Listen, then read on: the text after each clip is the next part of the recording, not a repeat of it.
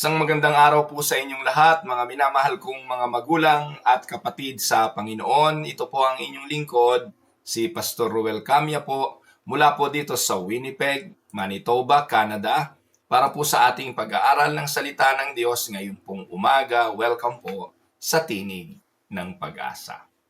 Isang araw ng Friday at huling araw po natin ito ng pag-aaral sa linggong ito dito po sa TNP.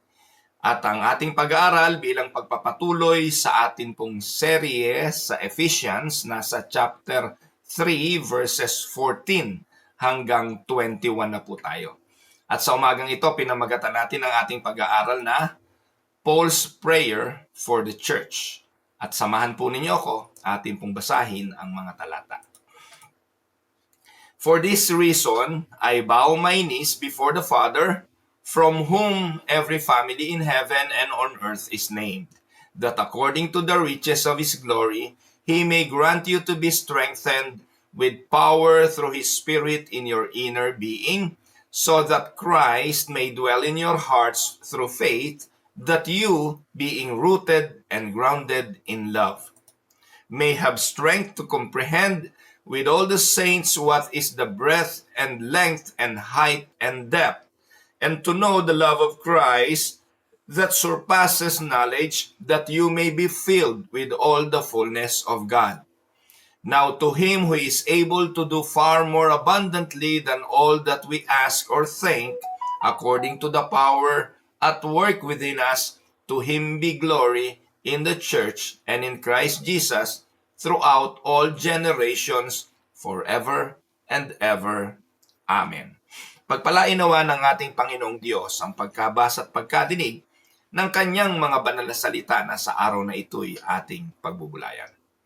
Gusto ko pong ipakita ang tema ng Ephesians chapter 3, 14 to 21. Ang theme nito ay Paul's Prayer reveals God's desire to strengthen, indwell, root, and fill His people with the fullness of Christ through the Spirit.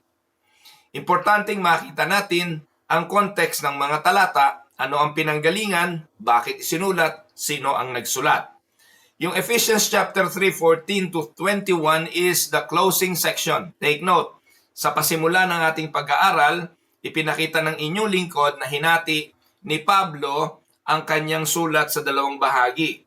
Ang una, first half, ay mula sa chapter 1, 2, and 3, at ito po ay may kinalaman sa doctrinal, what God has done in Christ, and the other half, the succeeding chapters 4, 5, and 6, ito po yung mga practical, how we should live in the light of the truth that was mentioned sa chapter 1, 2, and 3. So, ngayon po, dahil binanggit ko nga na nasa first half tayo, yung chapter 1, 2, 3, nasa dulong bahagi na tayo ng first half. This is the closing section ng letter ni Paul sa Ephesians, and he concludes his theological exposition before transitioning to the next part, which is the practical exhortation. So, this passage is a prayer of intercession by the Apostle Paul for the Ephesian believers. And to understand it better, we need to look at the immediate and the broader context of the chapters. So let us go to the broader context. Sabi nga po, ang writer nito, walang iba kundi si Paul. Saan niya ito sinulat? Sa Ephesians chapter 3 verse 1, binanggit doon na siya'y nagsulat sa bilangguan. Ang recipient ng letter na ito ay mga Gentile believers. Take note, Gentile believers. Yung pong Ephesus ay nasa Asia Minor o yung city ng Asia Minor, and possibly it was written to the surrounding churches nearby. So, ang structure ng letter, again, first half doctrinal, second half practical. Now, if we are going to look at the immediate context of Ephesians chapter 3, kung saan dito po papasok yung ating pag-aaral, the Apostle Paul begins chapter 3 with a reflection on his ministry to the Gentiles. Yung po yung pinagbalik-aralan o yung baga, ni-remind ni Apostle Paul yung kanyang ministeryo sa mga hentil. Yun po yung laman ng verses 1 to 13 ng chapter 3. He explained the mystery that Gentiles are now fellow heirs with the Jews. Pinaalala niya na dati hindi naman kabilang talaga ang mga Gentiles, but ipinaliwanag niya na yung misteryo na ang mga hentil ay idinuktong kabilang pala sa paghahari ng Panginoon.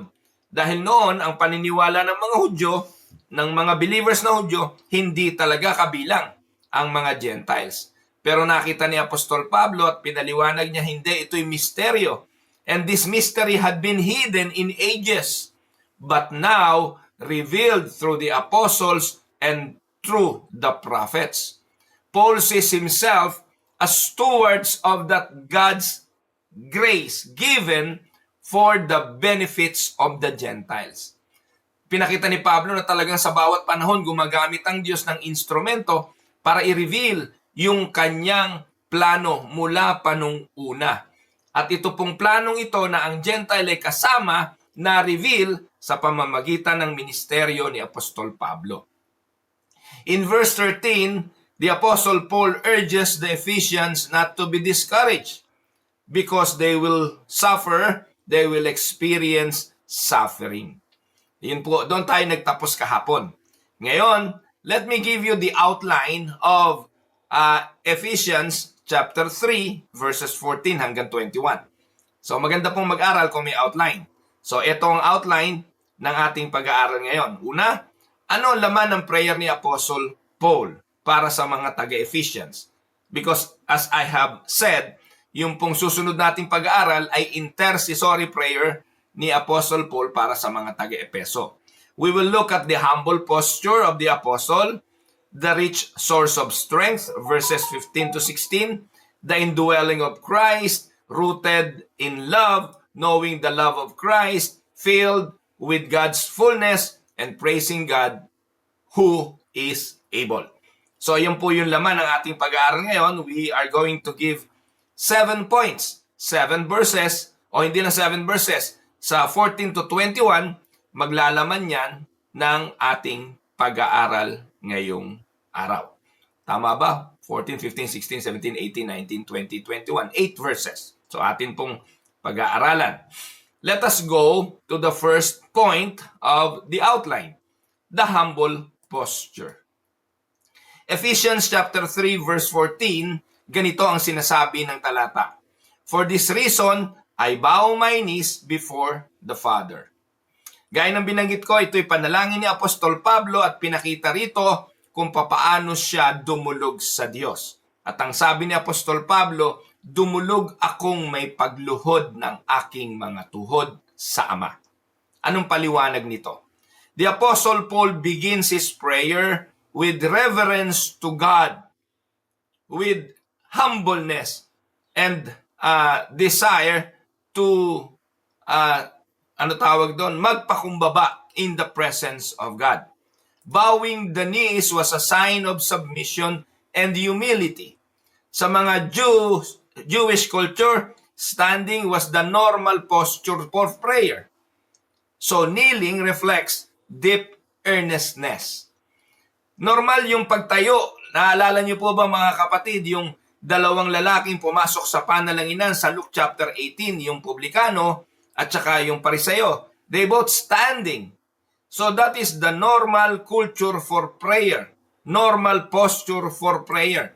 Pero kailan lumuluhod ang tao para magdasal? Kapag ito ay nangangailangan ng isang marubdob na paghingi at marubdob na pagnanasa tungkol sa pakikipag-ugnayan sa Diyos. At makikita po natin ito sa Biblia na yung mga tao talaga na dumulog ng merong marubdob na pagtawag ay lumuluhod. And one example of that is no other than but Jesus himself. In Gethsemane, Luke 22:41, he knelt down and prayed, showing submission to the Father's will. So imagine, to illustrate this, imagine a child running to their father falling on their knees to ask for something or for help, not because the father is unwilling, but because the child trusts deeply the father. And that is how the Apostle Paul comes to God for the Ephesian believers. Amen? So, ito po yung I bow my knees before the Father, meaning it was a complete submission and humility to the will of the Father. Imagine niyo, walang katiyakan ang buhay ni Apostol Pablo, nakakulong siya, and the only thing that he can do for the believers right now, aside from writing them a letter, is to pray for them in submission and humility to God. Amen? And now, let us go to verse 15 to 16. At makikita natin doon yung rich source of strength. Saan galing ang kalakasan para magpatuloy? Sabi ng talata, from whom every family in heaven and on earth is named, that according to the riches of His glory, He may grant you to be strengthened with power through His Spirit in your inner being. So binanggit ni Apostol Pablo, ako ikay nanalangin ng paluhod sa Ama na pinanggagalingan, from whom every family in heaven on earth is named, na kung saan ang lahat ng pamilya sa langit at sa lupa ay pinangalanan, that according to the riches of His glory, He may grant you to be strengthened. Binanggit dito ni Apostol Pablo, who is the source of strength. The source of strength is no other than the Father. Paul prays to the Father of all creation, the one who names and owns all. He prays not for material gain, but he prays for spiritual strength from the riches of God's glory. Minsan ito yung nakakalimutan natin eh. Minsan we only come to God when we are in need of material things. We only come to God when we are in need of physical healing. We only come to God when we are needing of wisdom. Lahat po ay mga pang-material, pang-physical, pang-emosyonal. Most of the time, ito yung ating reasons to come to God in prayer. But here, the Apostle Paul is praying for something. And he is praying for God to strengthen the brothers. Because time will come, they will experience great suffering. So that is the prayer of the Apostle Paul.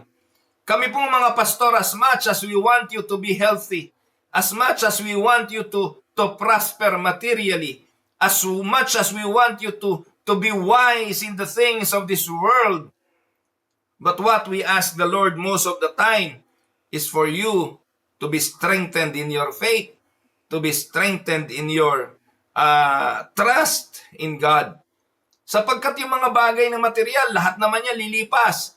Yung mga bagay na ating karunungan, minsan lilipas na rin, magiging limot-limot na po tayo.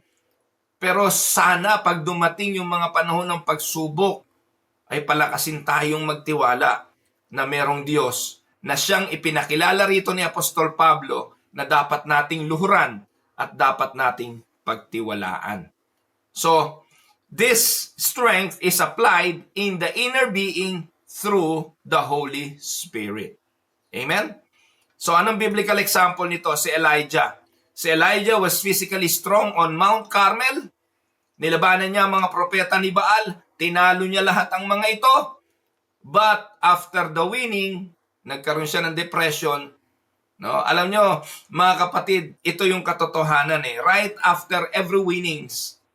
Minsan nga, pagkatapos ng promotion, doon ka na de-depress eh. Minsan nga, pagkatapos ng isang magandang selebrasyon, doon ka nakakaramdam ng pagod physically, emotionally. You will be drained by the said event.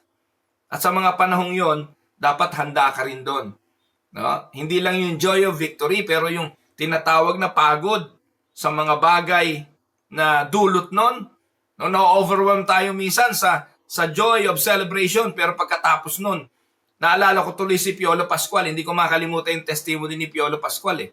Pagkatapos niyang manalo ng Urian Award, yun daw yung biggest, most prestigious award sa Philippines eh, sa pagiging dramatic actor. Hawak-hawak niya daw yung Urian trophy. No? Pero sa kwarto niya, sabi niya, nakamit ko na yung pinaka-prestigious award, pero deep down in my heart, there is a sudden, ano tawag doon, vague, a hole that is that need to be filled up, na hindi kayang punuan ng tagumpay.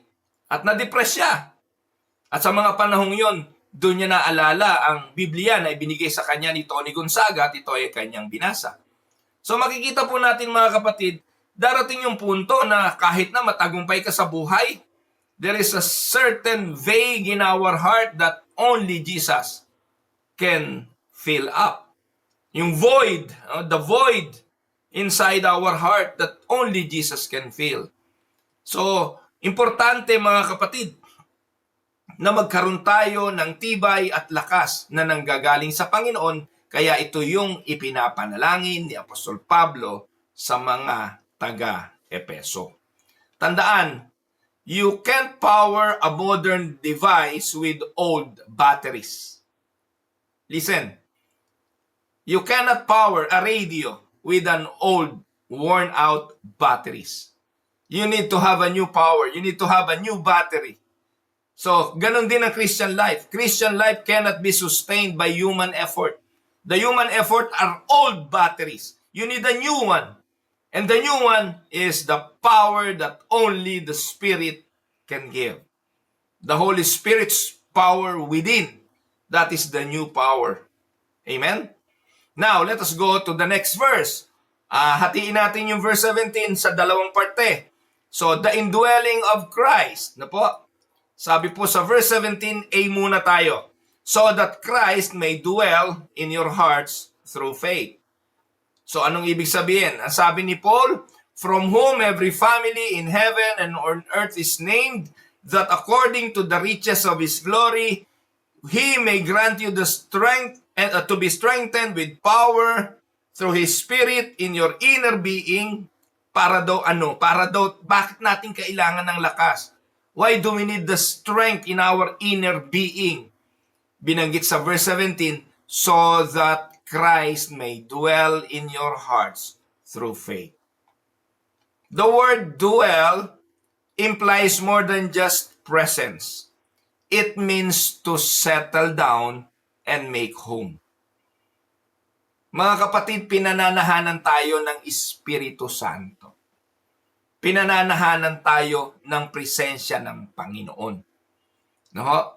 Kapag si Kristo ang nananahan sa ating mga puso, we need to, to cooperate with Him. Ito na yung tinatawag na synergistic moment of our lives, na kung saan ang Panginoon ang siyang nananahan, makikipag-ugnayan na yung ating mga espiritu sa Santong Espiritu. We need to help, or we need the help of the Holy Spirit in cleaning up the mess. For instance, di ba sa bahay natin, tayo ang nasusunod, tayo ang nagdidesisyon, tayo lahat ang may control.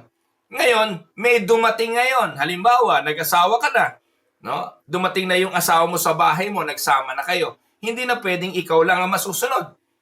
No, siyempre, halimbawa ako, lalaki ako, makalat ako. Dumating na ngayon yung asawa ko. Aba, kailangan ngayon tumulong na ako sa asawa ko sa paglilinis dahil mag-aaway kami na mag-aaway.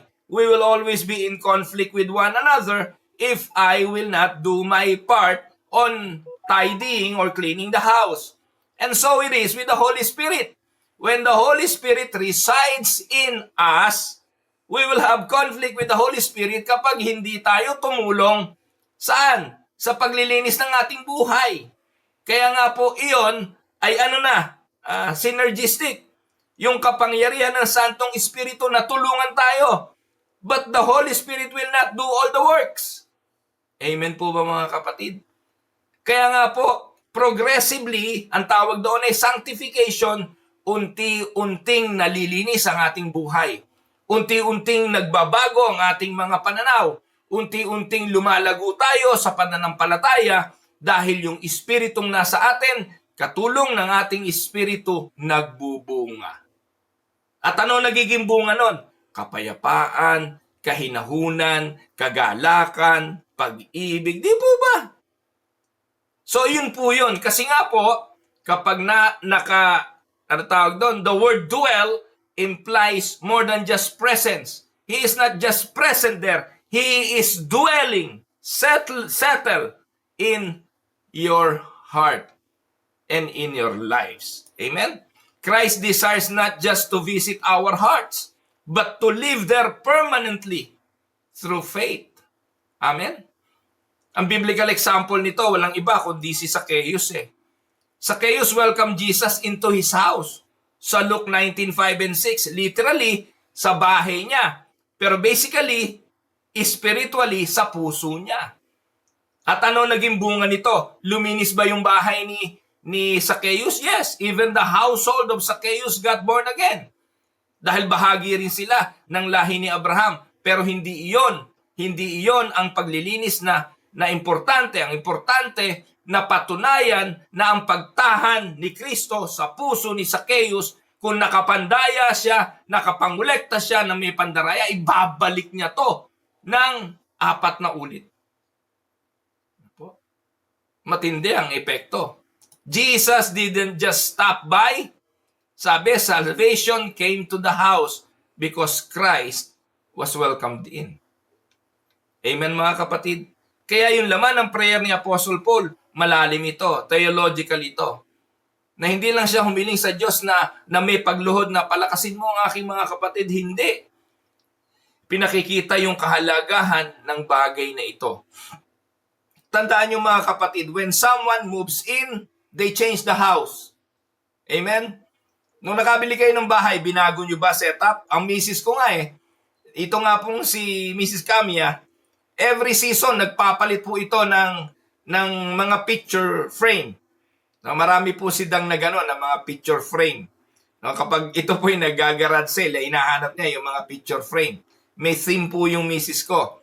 Meron po siyang theme para sa winter, may theme para sa summer, may theme para sa fall. No? Di ba? Marami naman mga ganong pictures eh. Pag winter, ang picture niya, yung mga ganito, siyempre yellow. Pero ang ginagawa niya, binabaliktad niya. Pag winter, ang picture niya na nakasabit, spring. Pag spring, ang nakasabit niya, fall. So, ganun po ba? Para may iba-iba naman. So, ganun po yung nangyayari. So, when someone moves in, they change the house. In the same way, when Christ truly dwells in us, Christ begins rearranging things. He will rearrange our habits. He will change our priorities and even our affections. Yung mga dating mahal mo, hindi mo na mamahalin ngayon eh. Yung mga dating gusto mo, ayaw mo nang gustuhin eh. Pinapalitan na ang ating gana sa iba't ibang mga bagay. Kung ikaw ay dating materyoso, tatanggalin na ng Panginoon yung pagiging materyoso. Kung ikaw ay mahilig sa mga bagay na may kinalaman sa pita ng laman, unti-unti yan sa biyaya ng Diyos ay babaguhin niya. Kaya ang realidad, only God, only Christ can change us. Amen? At anong susunod? Pang-4 na punto, rooted in love. Ephesians 3:17b hanggang 18. That you, being rooted and grounded in love, may have strength to comprehend with all the saints what is the breadth, the length, and the height, and the depth. Ano explanation nito?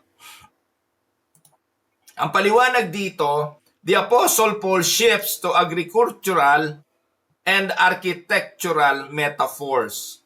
Yung word na rooted and grounded. Rooted like a tree and grounded like a building. Itinatanim at itinatayo sa isang malalim na pundasyon. So the soil and foundation ay walang iba kundi ang pag-ibig.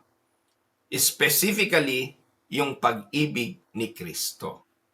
So, this deep rooting allows us to grasp the vast dimensions of God's love, though it is beyond full understanding.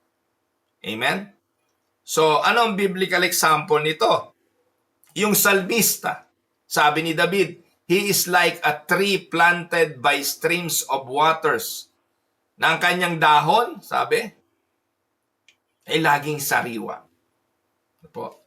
That strength comes from deep roots. Amen? Yung puno na mababaw ang ugat will fall in a storm. Christian without deep love for Christ and the saint will fall in trials. Kailangan rooted in love so that we can stand strong. Kaya ang panalangin ni Pablo, no, kailangan rooted and grounded in love. Mahalaga ito, mga minamahal na mga kapatid. Kaya patuloy tayong magpakaugat, pagpatuloy tayong magpakatibay sa ating pundasyon. Kapag wala ang pundasyong ito, matitibag sa pagdating ng unos ng buhay. Kaya napakahalaga, huwag niyong kakalimutan, yung first 3 chapters speaks about doctrine, speaks about theology, speaks about what you need to believe. Kasi susunod pong mga talata ay practical na. Yung mga practical na bagay na yon, kung hindi grounded and rooted sa doctrine and theology, wala. Tatangayin ka ng kahit ano. Kaya sa turo, napaka-importante, grounded, rooted sa doctrine and theology. Kung hindi, saglit lang, giba. Saglit lang, matatangay kayo, lalo na sa panahon ngayon. No?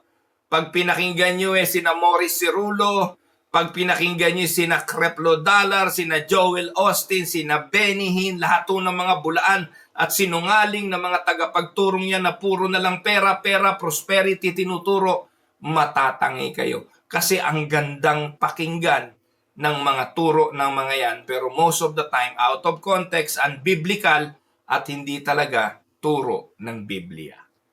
Amen? Kaya si Pablo, ang sabi niya, kailangan ng mga mananampalataya rooted and grounded in love. Kasi po, again, yung Epeso ay napapalibutan ng pagan culture at ng mga pagan religion. Amen? So, panlima, knowing the love of Christ. Ephesians 3:19, ang sabi dyan sa A, and to know the love of Christ that surpasses knowledge. Ang paliwanag, mga kapatid, again, this is a paradox, to know what surpasses knowledge. So, Paul means an experiential knowledge of Christ that goes beyond academic understanding. Ito po yung pagkaunawa kay Kristo na lampas sa pagkaunawa. Ano ibig sabihin nito? Meron po tayong knowledge about Christ and most of the time, it is based on textbook. Yung knowledge natin kay Kristo based on what we read, no? What we heard. Pero dito, ang binabanggit ni Apostol Pablo na pagkaunawa kay Kristo at sa kanyang pag-ibig, hindi textbook, kundi experiential knowledge of the love of God. It goes beyond academic understanding. It goes beyond seminary understanding. This is intimate relational knowledge. Kaya napakahalaga sa isang pastor ang patuloy na nakikipag-ugnayan sa malalim na pakikipag-ugnayan sa Panginoong Hesus. Yung kanyang pag-ibig, no? Makita natin yung kanyang pagpapakasakit, yung kanyang patuloy na pagbibigay sa atin ng biyaya. No po? Ito po yung binabanggit dito ni Paul. Ang biblical example nga nito, yung experience ni Peter No, can you imagine denying the Lord 3 times? Pero ipinadama pa rin ng Panginoong Hesukristo yung kanyang pag-ibig kay Peter na pagkatapos siyang ipagkanulo ng 3 times. Anong ginawa? Sa John 21, on the shore, Jesus restored him not by scolding him, but by asking 3 times then, do you love me, Peter? And revealing the power of Christ's love. Yun yung tinatawag na stubborn love of Christ. In spite of our shortcoming, in spite of our being hard-headed and sometimes rebellious, po, kapag may malalim tayong pakikipag-ugnayan sa Diyos, may iwasan natin yung mga bagay na yun. Amen? So you can read books about anything. Ano po? Halimbawa, alam niyo po mga kapatid, ako'y natutuwa every time na bibisita ako sa Yorkton, sa Saskatchewan. Doon sa lugar ni na Pastor Epi, sa pinagpapastoran ni Pastor Epi. Every time na magbivisit ako doon, marami akong natututunan about the bees, yung honey. Alam niyo po mga kapatid, you can read a lot of books about honey, but you won't know how sweet honey is until you scoop it, put it in your mouth, and taste it. Hindi mo malalaman sa libro kung gaano katamis ang pulot-pukyutan hanggat hindi mo nararanasang tikman ito sa tunay na karanasan. Ganon din ang pag-ibig ng Panginoon. Hindi ito matututunan ng lubusan sa textbook. Malalaman lang natin kung gaano tayo kamahal ni Kristo, kung gaano ang kanyang pag-ibig, kung sa ating personal na buhay ay kikilalanin natin ang kanyang presensya sa ating mga buhay. Amen? Yan ang sinasabi ni Paul dyan sa 3:19a.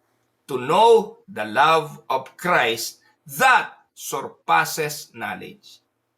Can you imagine that? Meron palang pag-ibig ang Diyos na higit sa ating mga natutunan. Higit sa libro, higit sa sinasabi ng Bible. Opo, lahat po ng mga bagay na ginawa ng Panginoon sinulat sa Biblia. Pero mga kapatid, sa eksperyensya ng buhay natin sa araw-araw, marami pang inire-reveal na pagpapakita ng pag-ibig ang Diyos sa atin. At maniwala ho kayo mga kapatid, kailan ko po nakita, kailan ko po nararanasan ang pag-ibig ng Diyos? Hindi kapag masaya ang buhay ko, hindi kapag pinagpapala ako ng material na bagay. Alam niyo kung kailan? Kapag ako ay nasa mabigat na suliranin. Doon ko lalong nakikita ang pag-ibig ng Diyos. Dahil sa kabila ng aking kahinaan, sa kabila ng aking kawalan ng kakayahan, doon siya nagpapadama ng yakap, ng pag-alo, at ng encouragement. Amen? Kaya kapatid, kung dumadaan ka man sa mabibigat na pagsubok, palakasin ka nawa ng Panginoon. At ang prayer ni Pablo, malaman mo to know the love of Christ. Yung love na hindi lang nabasa sa Biblia, yung love na hindi lang natutunan sa libro, kundi yung love na mararanasan. Amen? Now, let us go to point number 6. Filled with God's fullness. Ephesians 3:19, letter B tayo ngayon. Baka nagtataka kayo, bakit hinahati ko yung mga talata? Kasi po minsan yung isang talata, naglalaman ng dalawang katotohanan, mas magandang pag-usapan muna yung unang bahagi bago yung ikalawang bahagi. Kaya yung verse 19, hinati ko sa dalawa. Yung una, that you may know, no? Sabi doon, that you may know the power of the love of Christ that surpasses understanding. Yung ikalawang bahagi, that you may be filled with all the fullness of God. Anong explanation nito? This doesn't mean we become God, but that we are filled with His character, His holiness, His grace. Ito po yung nakakapangilabot ng mga turo ni Morris Cerullo. Yung mga teaching ni na Morris Cerullo na dahil ang Diyos ay Diyos at tayo nilikha sa kanyang wangis, magiging Diyos din tayo. Maraming ganyan. Si Joyce Myers may teaching din na ganyan. Tayo daw ay mga little gods. Wala pong ganon. Yung being filled with all the fullness of God, hindi nangangahulugan that we will become God, but that we are filled with His character, His holiness, His grace. Minsan kasi, kapag Pentecostal lang magbabasa niyan, they will only speak of power. Dahil you are filled with the fullness of God, you have power. You have power to declare, you have power to claim, you have power to heal, you have power to, attract riches. No, yun po yung napakalaking mga kalokohan yung mga Pentecostal at mga charismatic na yan eh. Hindi po yung totoo. Dito po ang binibigyan ng emphasis na kapag ikay napuspos ng fullness of God, ang ibig sabihin yan, you will be filled with His character. Ano yung character ng Diyos? Humbleness. Ano po? Character of servanthood, character of holiness, character of His grace. Yung binabanggit ni Pablo sa Pilipos na isipin natin, no, think of those things. Yun po yung character na yun. The goal of Paul's prayer is spiritual maturity and likeness of Christ. Sino magandang biblical example niyan? Ayaw to ng mga Pentecostal, pero itong magandang example niya, si Esteban.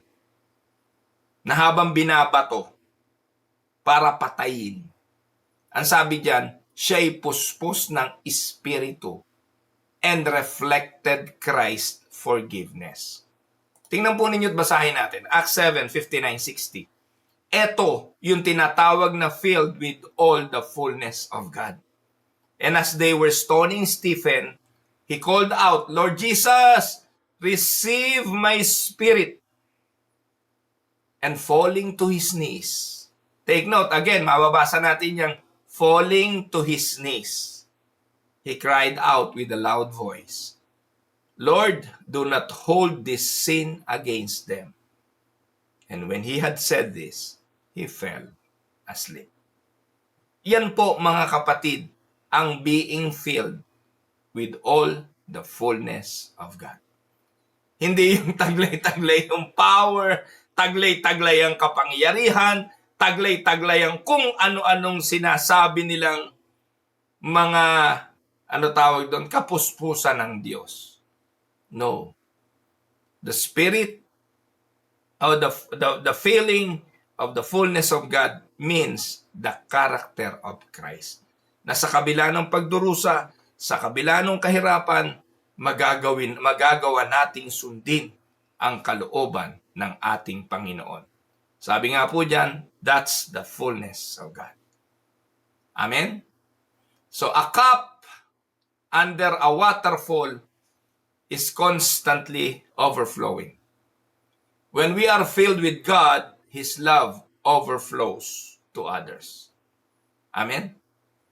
Tapos, pumunta na po tayo sa verse 20 and 21, yung huling mga talata, praising the God who is able.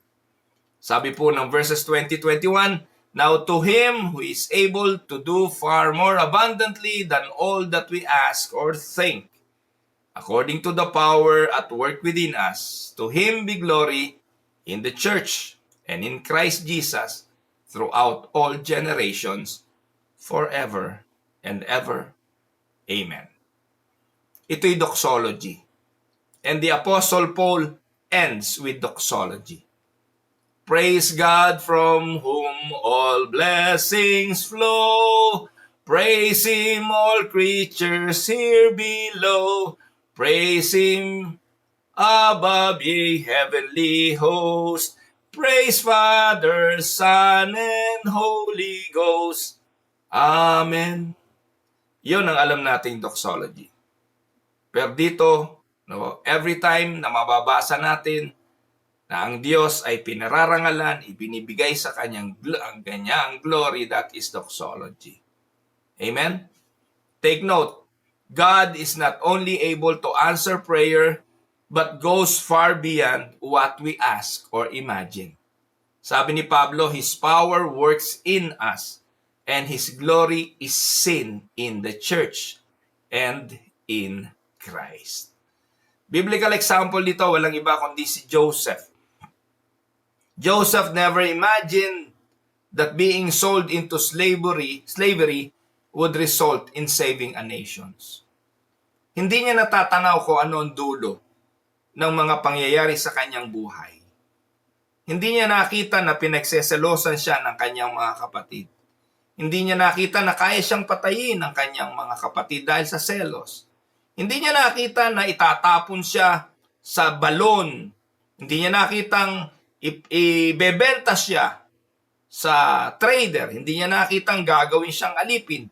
Hindi niya nakita na pagtatangkaan siya ng asawa ni Potiphar sa murang edad. Hindi niya nakita na itatapon siya sa bilangguan. Hindi niya nakita na sa bilangguan ay maigagawa niyang i-interpret ang mga panaginip. Hindi niya nakitang makakarating siya sa palasyo ng hari. Hindi niya nakitang luluhod sa kanya ang kanyang mga kapatid. Bagamat nung pamang araw, ipinakita na sa kanya ng Diyos na mangyayari ito. But because of the different circumstances of his life, hindi niya naisip na mangyayari pa ito. Subalit nang nagkaroon na ng kaganapan ng lahat, anong sabi niya sa kanyang mga kapatid? God did more than Joseph asked or thought. Genesis 50:20 sabi niya, pinauna lang ako ng Diyos sa lugar sa bagay na ito, sa lugar na ito para iligtas ang ating bayan. We may think we are praying big prayers, but God's plan is always greater. Like a child asking for a toy, not knowing their parents' plans to give them something much better. Ganon ang Diyos. Amen, mga kapatid? Now, let us go to the reflection questions. Marami po akong tanong. At sana po, isa-isa natin itong mapagtuunan ng pansin. 1. Do you regularly kneel, literally or figuratively, before God in humility and prayer? 2. Are you relying on the Spirit's strength or your own strength? 3. Has Christ taken full residence in your heart? Or are there rooms you still haven't surrendered? 4. Are you rooted deeply in love of Christ or easily shaken by life's trials? 5. How have you experienced the love of Christ in a personal way? 6. What would it look like for your life to be filled with all the fullness of God? At panghuli, do you believe that God is able to do more than you ask or think? How does this change your prayers? Bilang closing challenge, mga kapatid, let Paul's prayers shape your own prayers, not just for yourself, but for the church. Seek strength, indwelling, love, understanding, fullness, and glorify the one who is able. Amen? Manalangin po tayo. Heavenly Father, we bow before you just as the Apostle Paul did in humble reverence and joyful confidence. Lord, we thank you for the riches of your grace and the immeasurable love you have shown us in Christ Jesus. Lord, strengthen us with your power through your Holy Spirit in our inner being. Make our hearts a true home for you, where you is not only present, but ruling. Root us, O Lord, deeply and grounded us firmly in your love, that we may not be tossed by trials or shaken by the world. Help me, O Lord, help us, O Lord, to grasp the vastness of Christ's love. May we know the height, the depth, the width, the length of it. Let us not be satisfied with knowing about your love, but give us daily living experience of it. And may that love transform us into the likeness of Jesus. Father, fill us, we pray, with all the fullness of God. Let our lives overflow with grace, holiness, and joy, and reminds us that you are able to do far more abundantly than all we could ask or imagine. And so we entrust our prayers and our lives to your powerful hand.